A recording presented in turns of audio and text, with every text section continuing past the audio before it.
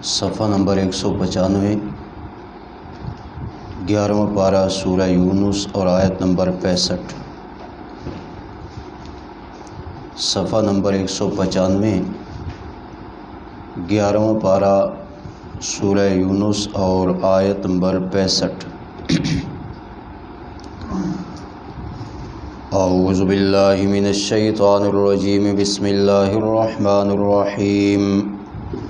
ولا يحزنك قولهم ان العزة للہ جميعا هو السمیع العلیم۔ صدق اللہ العظیم۔ اللہم صل علی سیدنا و مولانا محمد وعلی آل سیدنا و مولانا محمد وبارک وسلم ثم صل علیہ۔ سورہ یونس کی آیت کریمہ آپ کے سامنے تلاوت کی ہے۔ اس آیت کریمہ میں حضرت صلی اللہ علیہ وسلم کو اللہ کی طرف سے تسلی دی جا رہی ہے، اس لیے کہ حضرت صلی اللہ علیہ وسلم جب اللہ کی توحید کا پیغام لوگوں کو سناتے تو آپ صلی اللہ علیہ وسلم کے ساتھ اختلاف کرتے ہوئے آپ صلی اللہ علیہ وسلم کے بارے میں ایسی باتیں کرتے جس سے آپ صلی اللہ علیہ وسلم کا دل مبارک مغموم اور پریشان ہو جاتا۔ قرآن کریم میں بھی اللہ رب الجلال نے ان لوگوں کے ان اقوال کو اور ان باتوں کو نقل کیا ہے جو آپ صلی اللہ علیہ وسلم کے بارے میں کہتے تھے۔ کبھی وہ آپ صلی اللہ علیہ وسلم کی باتیں سن کر کہتے معاذ اللہ آپ تو شاعر ہیں، کبھی وہ آپ صلی اللہ علیہ وسلم کی گفتگو سننے کے بعد آپ کو ساحر کہہ دیتے، کبھی وہ آپ صلی اللہ علیہ وسلم کی طرف کاہن اور مجنون ہونے کی معاذ اللہ نسبت کر دیتے۔ طبی طور پر رسول عربی صلی اللہ علیہ وسلم کا دل مبارک پریشان ہوتا کہ میں ان کی خیرخواہی کا پیغام انہیں سنا رہا ہوں، میرا مقصود یہ ہے کہ لوگ جہنم کا ایندھن نہ بنیں، جنت کی ڈگر پر اور جنت کے راستے پر چل پڑیں، مگر یہ ہے کہ میں محمد عربی صلی اللہ علیہ وسلم کی تکذیب بھی کر رہے ہیں اور مختلف قسم کے الزام تراشیاں بھی کر رہے ہیں۔ فطرتی بات ہے کہ انسان ایسی باتوں سے مغموم اور پریشان ہو جاتا ہے جب آدمی کسی کی خیرخواہی کا پیغام اس کے سامنے رکھے اور سامنے والا اس بات کو رد کر دے، اور صرف رد ہی نہ کرے بلکہ الٹا الزام تراشی، طعن و تشنیع، فتوے اور پھپتیاں کسنے لگ جائے تو انسان کی طبیعت میں ملال آ جاتا ہے۔ جملہ انبیاء کرام اللہ تعالیٰ کی توحید کا پیغام لے کر کے آئے، ان کا مشن بڑا عظیم تھا۔ انبیاء کرام نے اس مشن کے پہنچانے میں لوگوں کی تمام تر باتوں کو سنا اور اسے برداشت کیا۔ حضرت صلی اللہ علیہ وسلم کو بھی اللہ تعالیٰ قرآن کریم میں جگہ جگہ تسلی دیتے ہیں، میرے حبیب صلی اللہ علیہ وسلم آپ مغموم نہ ہوں، آپ پریشان نہ ہوں، آپ اپنا کام جاری رکھیں، لوگ جو کہتے ہیں وہ کہتے رہیں، میں اللہ رب الجلال آپ کو تسلی دیتا ہوں۔ کبھی تو اللہ رب الجلال صاحب کا انبیاء کرام کے قصص اور واقعات بیان کر کے تسلی دیتے ہیں اور یہ بات بتاتے ہیں میرے حبیب صرف آپ کی تکذیب نہیں کی جا رہی، صرف آپ کو نہیں جھٹلایا جا رہا، آپ سے پہلے انبیاء کرام بھی آئے، انہیں بھی جھٹلایا گیا، ان کی بھی تکذیب کی گئی، مگر وہ ثابت قدم رہے، ان کے قدم ڈگمگائے نہیں۔ میرے حبیب صلی اللہ علیہ وسلم آپ بھی ثابت قدم رہیں۔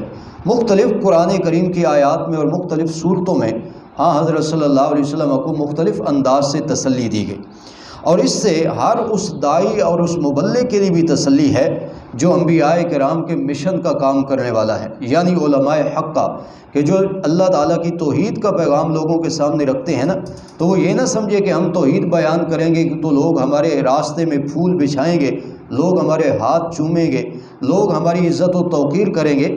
نہیں، انبیاء کرام کا مشن ہے ہی ایسا کہ جس پہ چلنے کے لیے عموماً لوگ تیار نہیں ہوتے۔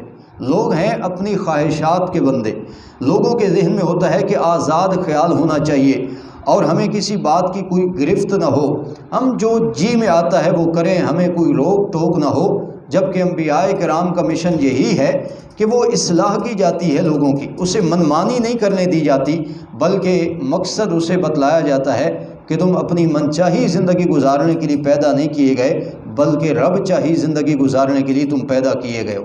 لہٰذا اس راستے پہ چلنے والے لوگ ہمیشہ آپ کو تھوڑے ملیں گے، قلیل ملیں گے، لیکن اکثریت لوگوں کی وہی ہوگی جو انبیاء کرام کے مشن کے مخالف ٹھہرے۔ یہاں پر بھی مبلغ اور داعی کو تسلی دی جا رہی ہے کہ تمہیں بھی مغموم ہونے کی ضرورت نہیں، اس راستے میں مشکلات اور تکالیف ضرور بضرور پیش ہوں گی۔ تو اس آیت کریمہ میں رسول اللہ صلی اللہ علیہ وسلم کو تسلی بھی ہے، اور اللہ تعالیٰ فرماتے ہیں میرے حبیب باقی رہی یہ بات کہ آپ میری بات کریں گے نا، میرا پیغام سنائیں گے، آپ کی عزت کو بلند کرنا یہ میں اللہ تعالیٰ کی ذمہ داری ہے، اس لیے کہ عزت کے خزانے میرے پاس ہیں۔ اس مشن کے پہنچانے میں آپ کی عزت بلند ہوگی، آپ کی توقیر اور آپ کا مرتبہ بلند ہوگا۔ لوگ جو مرضی کہتے رہیں وہ کہتے رہیں، مگر آپ کی عزت کی ضمانت میں اللہ رب ذوالجلال دیتا ہوں۔ تو اس آیت کریمہ میں یہی انداز ہے۔ پھر انشاءاللہ قرآن کے چند ایک اور مقامات بھی دیکھتے ہیں۔ مبلغ اور داعی کو بھی ایسا ہی حوصلہ رکھنا چاہیے جیسا کہ اللہ تعالیٰ اپنے انبیاء کرام کو تسلی دیتا ہے۔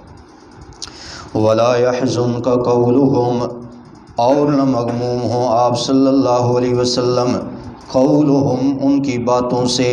یہ جو آپ صلی اللہ علیہ وسلم کو کبھی شاعر کہتے ہیں، کبھی آپ کو ساحر، کبھی مجنون، کبھی کاہن، آپ کیا سمجھتے ہیں کہ رسول اللہ صلی اللہ علیہ وسلم کو اس مشن کے پھیلانے میں کوئی دکھ اور تکلیف نہیں آئی؟ بلکہ دکھوں اور تکالیف سے آپ صلی اللہ علیہ وسلم کی زندگی مرکب ہوئی، یہاں تک کہ آپ کے صحابہ اکرام رضوان اللہ تعالیٰ علیہ مجمعین کو بھی اسی طریقے سے ستایا گیا۔ ہر قسم کی تکلیف اور ہر طرح کا دکھ آپ صلی اللہ علیہ وسلم کو پہنچایا گیا۔ تو فطری بات ہے کہ انسان مغموم ہو جاتا ہے، اس لیے اللہ کی طرف سے تسلی دینی پڑتی ہے۔ وَلَا يَحْزُنْكَ قَوْلُهُمْ، اور نہ مغموم ہو آپ صلی اللہ علیہ وسلم ان کی باتوں کی وجہ سے۔ کیوں؟ ان العزت للہ جمیعا، بے شک عزت غلبہ اللہ کریم کے لیے ہے، جمیعاً سارے کا سارا۔ عزت اور غلبہ اللہ کے پاس ہے، وہ اللہ تعالیٰ آپ کی عزت اور آپ کی توقیر کو بلند کرے گا، آپ نے فقط اللہ کا کام کرنا ہے۔ لہٰذا رسول عربی صلی اللہ علیہ وسلم کو یہ تسلی دی گئی، اور آگے فرمایا هو السمیع العلیم، وہ اللہ کریم ہی سننے والا ہے، العلیم و جاننے والا ہے۔ آپ کے دشمن کیا کہہ رہے ہیں اللہ کو سب پتہ ہے، اللہ جانے اور آپ کے دشمن جانے۔ العلیم و اللہ کریم سب کچھ جاننے والا ہے، اس لیے میرے حبیب آپ مغموم نہ ہوں۔ اب دیکھیں نا، یہاں تسلی کا یہ انداز ہے۔ ایک اور انداز میں آپ کو میں دکھانا چاہتا ہوں۔ اللہ تعالیٰ نے آپ صلی اللہ علیہ وسلم کو تسلی دی۔ سورہ طٰہٰ کی آخری آیات میں آ جائیں، آیت نمبر 130، 16واں پارہ وہاں اختتام پذیر ہو رہا ہے۔ سورہ طٰہٰ ہے اور آیت نمبر 130 ہے۔ اللہ تعالیٰ مختلف انداز سے اپنے حبیب صلی اللہ علیہ وسلم کو تسلی دیتے ہیں۔ صفحہ نمبر 290 ہے جی، صفحہ نمبر 290، 16واں پارہ سورہ طٰہٰ اور آیت نمبر 130۔ وہ انداز بھی ذہن میں رکھنا ہے۔ اللہ تعالیٰ نے فرمایا میرے حبیب مغموم نہ ہوں، عزت میرے پاس ہے، عزت کے خزانوں کا مالک میں ہوں، میرا کام کرنے کی وجہ سے آپ کی توقیر اور عزت بلند ہوگی۔ یہ دنیا والے آپ کے خلاف جو باتیں کر رہے ہیں، اس سے آپ کی عزت کو اور ناموس کو گھٹا نہیں سکتے۔ اب یہاں آیت نمبر 130 میں ایک اور انداز ہے تسلی کا۔ فَاصْبِرْ عَلَىٰ مَا يَقُولُونَ، پس صبر کیجیے میرے حبیب صلی اللہ علیہ وسلم، عَلَىٰ مَا يَقُولُونَ، ان باتوں پر جو آپ صلی اللہ علیہ وسلم کے مخالفین کہہ رہے ہیں۔ میرے حبیب آپ انہیں برداشت کیجئے، صبر سے کام لیجئے۔ یہ تسلی کا ایک انداز ہے۔ وہاں فرمایا مغموم نہ ہوں، یہاں فرمایا میرے حبیب صلی اللہ علیہ وسلم ان کی باتوں پر آپ صبر کیجئے۔ باقی ہم آپ کو ایک وظیفہ بھی بتا دیتے ہیں، آپ کے دشمن جو کچھ کہہ رہے ہیں نا، ان کے مقابلے میں آپ ایک وظیفہ کیجیے۔ ابھی اللہ تعالیٰ کا بتایا ہوا وظیفہ ہے جو آپ صلی اللہ علیہ وسلم کو بتایا جا رہا ہے۔ فَاصْبِرْ عَلَىٰ مَا يَقُولُونَ، پس صبر کیجیے میرے حبیب صلی اللہ علیہ وسلم ان باتوں پر، ما یقولون، جو آپ کے دشمن کہہ رہے ہیں۔ اور وظیفہ یہ کرنا ہے، سبح بحمد ربک، پاکی بیان کیجیے نا اپنے پروردگار کی خوبیوں کے ساتھ۔ جو آپ کے دشمن آپ پر طعن و تشنیع کریں، میرے حبیب صلی اللہ علیہ وسلم آپ اپنے پروردگار کی تسبیح و تحمید کریں۔ اللہ کی تسبیح، اللہ کو وحدہ لا شریک ماننا، اللہ کریم کی تسبیح، اللہ کریم کو نقائص سے، کمزوریوں سے اور عیوب سے پاک سمجھنا، اور اللہ کی حمد یہ ہے کہ جتنے بھی کمالات اور جتنی بھی خوبیاں ہیں اللہ کریم کے لیے انہیں تسلیم کرنا اور ماننا، یہ ہے تسبیح و تحمید۔ کچھ چیزیں ایسی ہوتی ہیں جن سے اللہ کو پاک سمجھنا ضروری ہے، جیسے اللہ کریم موت سے پاک، اللہ کریم نیند سے پاک، اونگ سے پاک، تھکاوٹ سے پاک، بیوی اور بچوں سے پاک۔ یہ چیزیں اللہ کے لیے نہیں ماننی۔ اس کا معنی ہوتا ہے سبحانیت بیان کرنا۔ اور باقی اللہ کی حمد کیا ہے؟ اللہ کریم کے لیے خوبیاں اور تعریفیں کرنا، جیسے عالم الغیب صرف اللہ، ہر جگہ موجود صرف اللہ، مختار کل صرف اللہ، مشکل کشا اور حاجت روا صرف اللہ، لوگوں کی جھولیاں اور دامن بھرنے والا صرف اللہ، کھوٹی قسمت کو کھڑا کرنے والا صرف اللہ، لوگوں کی فریادوں کو سننے والا صرف اللہ، السمیع تمام لوگوں کی غائبانہ پکاروں کو سننے والا صرف اللہ، العلیم لوگوں کی نیتوں کو اور ارادوں کو جاننے والا صرف اللہ۔ یہ جتنے اوصاف اللہ نے قرآن میں اپنے بیان کیے ہیں نا، یہ اللہ کے لیے ماننا یہ حمد ہے۔ اس لیے بندے کو مکلف بنایا گیا اللہ کی سبحانیت بھی بیان کی جائے اور اللہ کریم کی حمد بھی کی جائے۔ آپ صلی اللہ علیہ وسلم کو بھی وظیفہ بتایا جا رہا ہے، میرے حبیب آپ اپنے رب کی تسبیح و تحمید میں لگ جائیں، آپ کے دشمن جانے اور خدا جانے۔ فاصبر علی ما یقولون، پس صبر کیجیے ان باتوں پر جو وہ کہہ رہے ہیں، وسبح بحمد ربک، اور تسبیح کیجیے نا اپنے پروردگار کی خوبیوں کے ساتھ، قبل طلوع الشمس سے، سورج کے طلوع ہونے سے پہلے پہلے۔ یہ آپ نے میری طرف توجہ کرنی ہے، بس زیادہ خلل نہ ڈالیں، بس بات سنیں، بات سنانا مقصود ہے، بات پہنچ جائے۔ یہ دیکھیں نا، سبح بحمد ربک، اس کا مفسرین نے معنی کیا کہ نماز کی طرف بھی اشارہ ہے، کیونکہ نماز بھی دو چیزوں پر مبنی ہے، اللہ کی سبحانیت پر اور اللہ کی حمد پر۔ سبحانک اللہم و بحمدک و تبارک اسمک، آگے الحمدللہ رب العالمین، سبحان ربی العظیم، سبحان ربی العالی، سمع اللہ لمن حمدہ۔ پوری نماز میں دو ہی چیزیں ہیں، یا اللہ کی تسبیح ہے یا اللہ تعالیٰ کی تحمید ہے۔ اس لیے سبح بحمد ربک کا معنی ہے اپنے رب کی نماز والا فریضہ میرے حبیب آپ ادا کیجیے۔ گویا کہ وظیفہ یہ بتایا جا رہا ہے، میرے حبیب آپ کے دشمن آپ کے بارے میں ہرزہ سرائی کرتے ہیں، آپ اپنے رب کا فریضہ نماز والا ادا کیجئے، آپ کا دشمن جانے آپ کا خدا جانے۔ تو یہ تسبیح و تحمید سے اشارہ ہے نماز کی طرف۔ اور آگے نماز کے اوقات بتائے جا رہے ہیں۔ 5 نمازیں فرض ہیں اور ان کے الگ اوقات ہیں۔ یہاں قرآن نے اجمالاً 5 اوقات کی طرف اشارہ بھی کیا۔ اب دیکھیے گا، فرمایا وَسَبِّحْ بِحَمْدِ رَبِّكَ، اور پاکی بیان کیجیے نا اپنے پروردگار کی خوبیوں کے ساتھ، یعنی نماز والا فریضہ ادا کیجیے قبل طلوع الشمس، سورج کے طلوع ہونے سے پہلے۔ اب سورج کی طلوع ہونے سے پہلے نماز فجر ادا کی جاتی ہے، نماز فجر کے وقت کی طرف اشارہ ہے۔ فرمایا وَقَبْلَ غُرُوبِهَا، اور سورج کے غروب ہونے سے پہلے سورج کے غروب ہونے سے پہلے 2 نمازیں، ظہر اور عصر، اور پھر رات کے کنارے پر مغرب اور اس کے بعد عشاء۔ دیکھیں، قبل طلوع الشمس، سورج کے طلوع ہونے سے پہلے، وقبل غروبها، اور سورج کے غروب ہونے سے پہلے، ومن آناء اللیل، اور رات کے کناروں پر۔ رات کا کنارہ پہلا کون سا ہے؟ ابھی یہ مغرب کی نماز، رات کا پہلا کنارہ، تھوڑی دیر کے بعد عشاء کی نماز۔ تو 5 نمازوں کے اوقات کی طرف بھی اشارہ ہے۔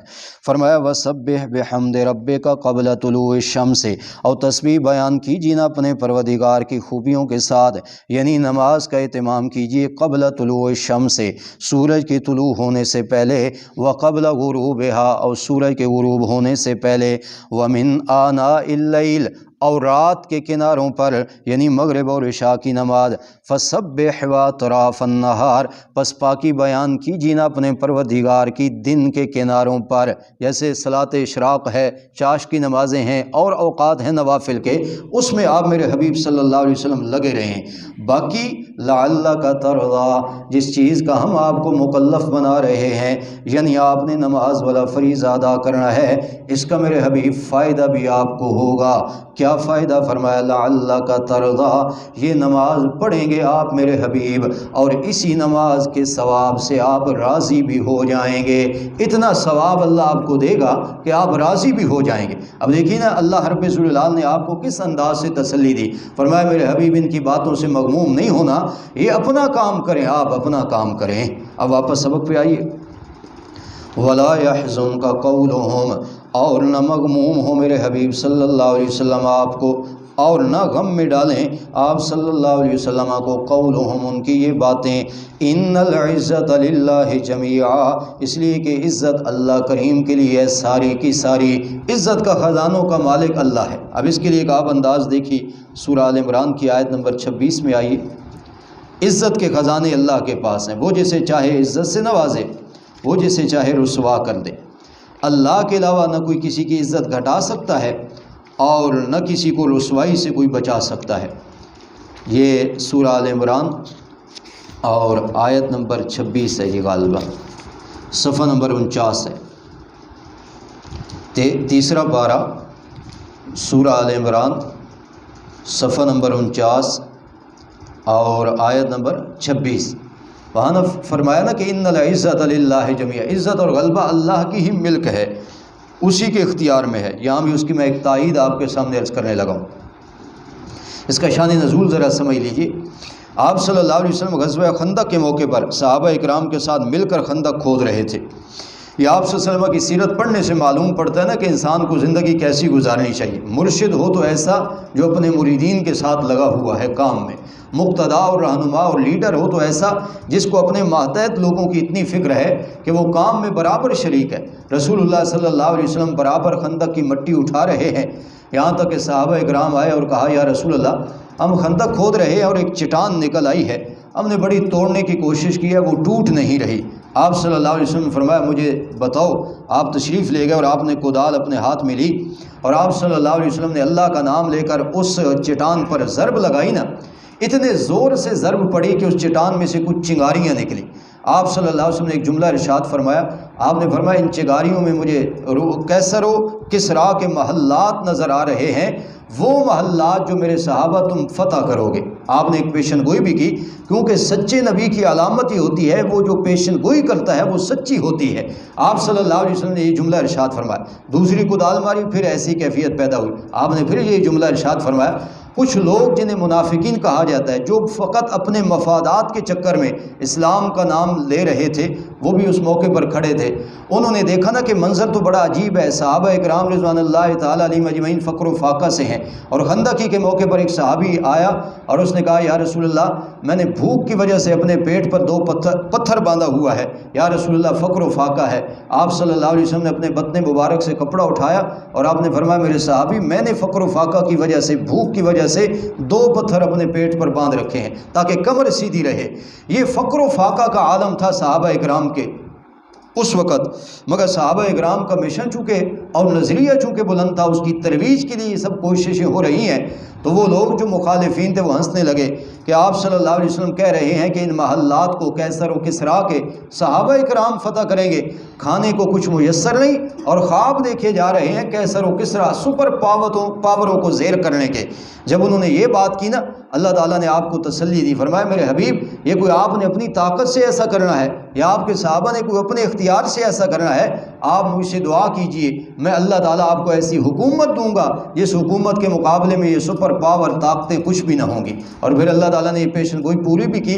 حضرت فاروق اعظم رضی اللہ تعالیٰ عنہ کے دور میں سپر پاور طاقت کیسر روم جو ہے وہ مغلوب ہوا، اور وہ وقت بھی لوگوں نے اپنی آنکھوں سے دیکھا کہ حضرت فاروق اعظم رضی اللہ تعالیٰ عنہ کے قدموں میں ڈھیر لگا ہوا تھا مال غنیمت کا، جو کیسر روم کو مغلوب کرنے کے بعد صحابہ اکرام کو حاصل ہوا۔ اور ضمن مجھے ایک سیرت کی اور بات یاد آ گئی، آپ صلی اللہ علیہ وسلم ہجرت کر کے جب جا رہے تھے نا تو لوگ تعاقب میں نکلے، سراقہ بن مالک وہ گھوڑا دوڑاتے ہوئے پیچھے گئے، آپ صلی اللہ علیہ وسلم حضرت صدیق اکبر کو پا لیا۔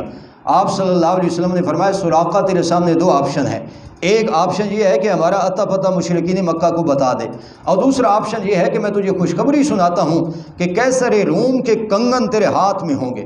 سراقہ بن مالک کہنے لگے کہ میں نے اس بات کو بڑا عجیب سمجھا، میں نے کہا کہاں کیسر روم کی کنگن کی باتیں، مجھے تو یہاں نقد انعام ملنے والا ہے 100 اونٹ۔ مشرکین مکہ نے آپ صلی اللہ علیہ وسلم اور صدیق اکبر کے سر کی قیمت لگا رکھی ہے کہ جو ان کے بارے میں بتائے گا اسے 100 نقد اونٹ عطا کیے جائیں گے۔ اس نے کہا یہ سودا تو مجھے نقد مل رہا ہے، کہاں کیسر روم کے کنگنوں کی بات۔ سراقہ بن مالک آگے بڑھا تو معجزاتی طور پر اس کا گھوڑا زمین میں دھنس گیا۔ اب سمجھ گیا کہ یہ اللہ کے سچے نبی ہیں، اس نے منت سماجت کی، آپ صلی اللہ علیہ وسلم نے دعا کی، گھوڑا نکلا۔ پھر سراقہ تعاقب میں نکلا، آپ نے پھر یہی جملہ کہا۔ آخر کار سراقہ کے ذہن میں یہ بات آ گئی۔ بعد میں حضرت سراقہ بن مالک کو جب آپ صلی اللہ علیہ وسلم کے صحابی بننے کا شرف ملا نا، بات تو یہ ذہن میں تھی حضرت سراقہ بن مالک کے کہ رسول اللہ صلی اللہ علیہ وسلم نے خوشخبری سنائی کہ کیسر روم کے کنگن تجھے پہنائے جائیں گے۔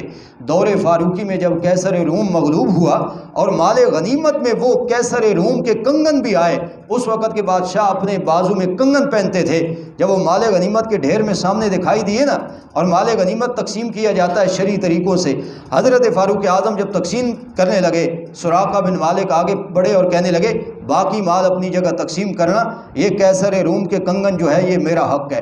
حضرت فاروق اعظم رضی اللہ تعالیٰ عنہ حیران ہوئے، فرمایا آپ کا حق کیسے ہے؟ سراقہ بن مالک نے بتایا کہ ہجرت کے اس سفر میں رسول عربی صلی اللہ علیہ وسلم نے مجھے اس بات کی نویز سنائی تھی، اور آج رسول اللہ صلی اللہ علیہ وسلم کی وہ پیشن گوئی پوری ہو گئی ہے۔ اللہ کے سچے نبی کی علامت یہ ہوتی ہے کہ وہ جو پیشن گوئی کرتا ہے وہ ضرور بضرور پوری ہو کر کے رہتی۔ تو آپ صلی اللہ علیہ وسلم کی اس پیشن گوئی کو اللہ نے پورا کیا، اور فرمایا میرے حبیب مجھ سے دعا کیجیے نا، عزت کے خزانے بھی میرے پاس ہیں اور سلطنت اور بادشاہی کے خزانے بھی میرے پاس ہیں۔ دیکھیں قل اللہم مالک الملک، فرما دیجیے میرے حبیب صلی اللہ علیہ وسلم، اللہ اپنی ذات سے مانگنے کا ڈھنگ سکھاتا ہے۔ فرمایا میرے حبیب آپ مجھ سے اس انداز سے مانگیے، اللہم مالک الملک، اے اللہ کریم مالک بادشاہی کے، سچا بادشاہ تو اللہ ہی ہے، یہ ودیت ہے، امانت ہے اللہ تعالیٰ کی، اللہ آزماتا ہے بندوں کو دے کر اور چھین کر بھی اللہ تعالیٰ آزماتا ہے۔ اللہم مالک الملک، اے اللہ کریم مالک بادشاہی کے، تو تل ملک من تشاء، دیتا ہے تو یہ بادشاہت اور سلطنت جسے تو چاہتا ہے، وتنزع الملک ممن تشاء، اور چھین لیتا ہے یہ سلطنت اور بادشاہی جس سے تو چاہتا ہے، وتعز من تشاء وتذل من تشاء، اور عزت دیتا ہے تو جسے تو چاہتا ہے، وتذل من تشاء، اور رسوا کرتا ہے تو جسے تو چاہتا ہے۔ مولا عزت کے خزانے بھی تیرے پاس اور رسوائی بھی تیرے اختیار میں ہے۔ بیدک الخیر، تمام کی تمام بھلائیاں مولا تیرے ہی قبضے میں ہیں۔ انک علی کل شیء قدیر، بے شک تو ہر چیز پر قادر ہے۔ تولج اللیل فی النہار، تو ہی داخل کرتا ہے رات کے کچھ حصے کو دن میں، دن بڑا ہو جاتا ہے۔ وتولج النہار فی اللیل، اور تو ہی داخل کرتا ہے دن کا کچھ حصہ رات میں، رات بڑی ہو جاتی ہے۔ وتخرج الحی من المیت، اور تو ہی نکالتا ہے جاندار کو بے جان سے۔ وتخرج المیت من الحی، اور تو ہی نکالتا ہے بے جان کو جاندار سے۔ وترزق من تشاء بغیر حساب، اور تو ہی رزق دیتا ہے جس کسی کو چاہتا ہے بلا حساب و کتاب۔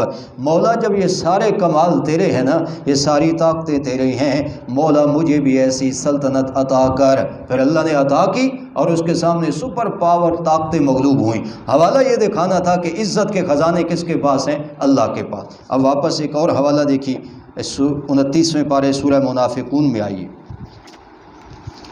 اللہ نے فرمایا میرے حبیب آپ کیوں مغموم ہوتے ہیں؟ یہ لوگ ان باتوں سے آپ کی شان گھٹا نہ سکیں گے، عزت کے خزانے میں اللہ کے پاس ہے۔ 29واں پارہ سورہ منافقون،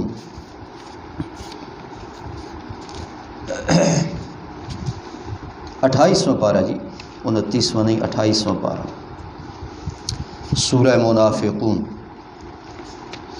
صفحہ نمبر 502، 28واں پارہ سورہ منافقون اور آیت نمبر 8۔ ویسے تو 8 دکھانی ہے لیکن 7 کا بھی ساتھ ہی تعلق ہے، میں عرض کر دیتا ہوں۔ ایک غزوے میں عبداللہ ابن ابی ابن سلول منافقین کا جو سردار تھا نا، تو یہ بھی اسلامی اقدار کو صرف اور صرف اپنے مفاد کے لیے اپنائے ہوئے تھا تاکہ اس کو دنیاوی مفاد حاصل ہو جائے۔ اللہ نے پھر ایسے لوگوں کا نفاق کھولا بھی صحیح آپ صلی اللہ علیہ وسلم پر، اور یہ دنیا میں بھی ذلیل و رسوا ہوئے۔ اس نے ایک سفر میں اپنے لوگوں کو جمع کیا جو اس کے ہم نوا تھے، تو ان کو وہ کہنے لگا ایک بات تو یہ ذہن میں رکھو کہ ان صحابہ کرام پر تم نے آئندہ خرچ نہیں کرنا، کیونکہ یہ ہجرت کر کے آئے ہیں، فقر و فاقہ میں مبتلا تھے، تم نے ان کے ساتھ تعاون کیا، تمہارے اس تعاون کی وجہ سے آج یہ ہمیں آنکھیں دکھا رہے ہیں، یہ منافقین کا سردار عبداللہ ابن ابی ابن سلول منافق اپنے منافقین دوستوں کو کہہ رہا ہے کہ صحابہ پر خرچ نہیں کرنا. جب تم صحابہ اکرام پر خرچ نہیں کرو گے نا تو یہ فقر و فاقہ میں مبتلا ہو جائیں گے، دین چھوڑ دیں گے، جہاد چھوٹ جائے گا. یہ اب اس لیے جہاد کی مہم میں نکلے ہوئے ہیں کہ ان کے پاس تمہارا خرچ کردہ مال موجود ہے. ایک بات اس نے یہ کی، اور دوسرا اس نے کہا، اعلامیہ جاری کیا کہ ابھی ہم واپس جائیں گے نا مدینہ میں، اب تو سفر میں ہیں، معاذ اللہ وہاں جا کر کے ان ذلیل لوگوں کو نکال دیں گے. معاذ اللہ صحابہ اکرام کے لیے اس نے یہ لفظ استعمال کیا، اور آپ صلی اللہ علیہ وسلم کے لیے یہ لفظ استعمال کیا. کہنے لگا ہم عزت والے ہیں، اور معاذ اللہ، یہ میں نقل کفر نباشت وہ جملہ نقل کر رہا ہوں جو اس کا تھا. اس پر اللہ تعالیٰ نے سورہ منافقین میں آپ صلی اللہ علیہ وسلم پر وحی نازل کر کے یہ حقیقت بتا دی. فرمایا عبداللہ ابن ابی ابن سلول یہ دو باتیں کر رہا ہے، اور اللہ نے دونوں باتوں کا منافقین کو جواب بھی دیا. اب پہلی آیت نمبر 7 میں ان کے پہلے قول کا جواب ہے. وہ کہہ رہے ہیں کہ صحابہ پر خرچ نہ کرنا، فقر و فاقہ ہوگا، دین چھوڑ دیں گے. اللہ فرماتے ہیں غلط فہمی ہے، تم خرچ نہ کرو گے، میں اللہ تعالیٰ صحابہ اکرام کے لیے رزق کے دروازے کھول دوں گا. تم رازق تھوڑے ہو، رزق کا ذمہ تمہیں اللہ تعالیٰ نے اٹھایا. اور دوسری بات اللہ تعالیٰ نے کہی، تم کہہ رہے ہو کہ تم عزت والے ہو. فرمایا عزت اللہ کے لیے ہے، اس کے رسول کے لیے ہے، اور مومنوں کے لیے ہے. اللہ اور اس کے رسول اور مومنوں کی عزت کو کوئی گھٹا نہیں سکتا. اور اللہ تعالیٰ نے پھر عبداللہ ابن ابی ابن سلول منافق کو رسوا بھی کیا اور اپنے بیٹے کے ہاتھوں رسوا کیا. یہ دیکھیں آیت نمبر 7 کا ترجمہ، ہم الذین یقولون لا تنفقوا علی من عند رسول اللہ. وہ کہنے لگے منافق، لا تنفقوا علی من عند رسول اللہ، نہ خرچ کرو ان لوگوں پر جو رسول اللہ صلی اللہ علیہ وسلم کے ساتھ ہیں، یعنی صحابہ اکرام رضوان اللہ تعالی علیہم اجمعین. آج بھی امت مسلمہ میں انفاق کا جذبہ کم ہے. کئی لوگوں کو اللہ کے راستے میں خرچ کرتے وقت یہ خیال بھی آتا ہے ہم نہ دیں گے جی تو دین کا کام کیسے ہوگا. بہت بڑی غلط فہمی ہے. آپ کے اس انفاق پر دین کا کام نہیں رکا ہوا. یہ تو اللہ تعالیٰ نے آپ کے فائدے کے لیے آپ کو حکم دیا ہے. آپ خرچ کریں گے تو ثواب بھی آپ ہی کو ملے گا. اور اگر کسی کے ذہن میں یہ بات آئے نا میں چندہ نہیں دوں گا، میں تعاون نہیں کروں گا تو شاید دین کا کام نہ چلے، یہ وہی غلط فہمی ہے جو اس وقت کے لوگوں میں پائی جاتی تھی. اللہ تعالیٰ خود اسباب پیدا کرتا ہے. یہ تو اللہ تعالیٰ کا انتخاب ہے کہ ان نیکی کے امور کے لیے اللہ تعالیٰ کن کا انتخاب کرتا ہے. اس غلط فہمی میں نہ رہنا چاہیے. ہم الذین یقولون لا تنفقوا علی من عند رسول اللہ، کہنے لگے وہ منافقین، لا تنفقوا علی من عند رسول اللہ، نہ خرچ کرو ان لوگوں پر جو رسول اللہ صلی اللہ علیہ وسلم کے پاس ہیں، حتی ینفضوا، یہاں تک کہ وہ فقر و فاقہ کی وجہ سے بھاگ جائیں، دین چھوڑ جائیں، جہاد کی مہمات چھوڑ دیں گے. اب اللہ نے ان کا مقولہ نقل کیا اور آگے جواب آ رہا ہے. فرمایا ان منافقین کی غلط فہمی ہے، یہ چندہ دے رہے ہیں، خرچ کر رہے ہیں تو دین کا کام چل رہا ہے. خزانے آسمان و زمین میں رزق میں اللہ کے پاس ہیں، یہ نہ دیں گے تو میں اللہ تعالیٰ خود دے دوں گا. وَلِلَّهِ خَزَائِنُ السَّمَاوَاتِ وَالْأَرْضِ، اور اللہ ہی کے لیے ہیں خزانے آسمانوں اور زمین کے. رزق کے تمام خزانوں کا مالک اللہ کریم ہے. وَلَكِنَّ الْمُنَافِقِينَ لَا يَفْقَهُونَ، لیکن منافق اس بات کو سمجھ نہیں رہے. تب بھی تو یہ ڈائلاگ کہہ رہے ہیں کہ ہم خرچ نہ کریں گے تو صحابہ بھاگ جائیں گے. اب دوسری بات، یقولون، اور وہ منافقین کہنے لگے، لَئِن رَجَعْنَا إِلَى الْمَدِينَةِ، اگر ہم لوٹ کر کے گئے واپس مدینہ میں اس سفر کے بعد، لَيُخْرِجَنَّ الْأَعَزُّ مِنْهَا الْأَذَلَّ، تو البتہ ضرور نکال دے گا عزت والا، منہا اس مدینہ سے، الأذل ذلت والوں کو، معاذ اللہ عزت والا ذلیل لوگوں کو وہاں سے نکال دے گا. معاذ اللہ آپ صلی اللہ علیہ وسلم اور صحابہ کرام کے بارے میں اس نے ہرزہ سرائی کی.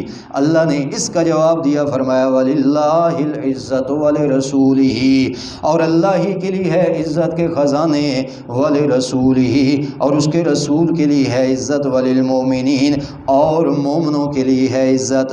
وَلَكِنَّ الْمُنَافِقِينَ لَا يَعْلَمُونَ، لیکن منافق اس بات کو جانتے نہیں. اللہ فرماتے ہیں عزت کے خزانے تو میرے پاس ہیں، میں اپنے رسول کو جو عزت و توقیر دوں گا دنیا کی کوئی طاقت گھٹا نہیں سکتی. اب دیکھیے نا، تسلی تو اللہ تعالیٰ نے دی میرے حبیب صلی اللہ علیہ وسلم، آپ مغموم نہ ہوں، ان کی باتوں کی پرواہ نہ کریں. عزت کے خزانے میں اللہ کے پاس ہیں، اور میں اللہ تعالیٰ آپ کی عزت کو بڑھاؤں گا، دنیا کی کوئی طاقت گھٹا نہیں سکتی. اب آپ صلی اللہ علیہ وسلم کے بیٹے ابراہیم کی وفات ہوئی نا، تو مشرکین کہنے لگے ان محمدً صلی اللہ علیہ وسلم قد ابترا، آپ صلی اللہ علیہ وسلم ابتر ہو گئے، یعنی آپ صلی اللہ علیہ وسلم کی نسل ختم ہو گئی، نسل چلتی ہے بیٹوں سے۔ آپ صلی اللہ علیہ وسلم کا یہ صاحبزاد ابراہیم بھی فوت ہو گئے۔ اللہ تعالیٰ نے فرمایا میرے حبیب کیا ہوا؟ جو یہ نعمت میں اللہ تعالیٰ نے لے لی، اس کے بدلے میں اللہ تعالیٰ آپ کو کوثر جیسی نعمت عطا کر رہا ہوں۔ انا اعطیناک الکوثر، میرے حبیب ہم نے آپ کو خیر کثیر عطا کیا ہے۔ مفسرین کہتے ہیں کوثر سے یہ قرآن مراد ہے،